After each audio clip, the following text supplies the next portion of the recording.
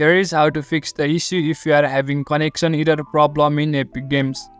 Hello everyone, welcome to the app tutorial. In this video, I'll show you how you can fix the issue if you are having connection error problems while opening Epic Games. So let's start. The first thing that you need to do is check the quality of your internet connection. Make sure you are connected to the internet and also ensure that you have a good internet speed. Then after, the second method that you can do is check the server status of Epic Games. For that, go to your browser and search for Epic Games server status. After that, go to the official website of Epic Games and then check if the problem is in the server itself or not. If the issue is in the server, then it might take some time before they fix it. After that, you could also be having the connection error problem because of your Windows security.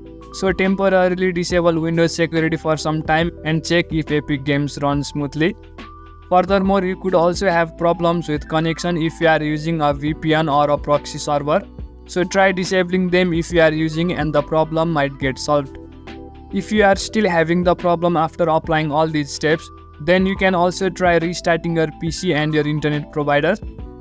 So by these methods, you can fix the issue of server connection in Epic Games. That's it for the video.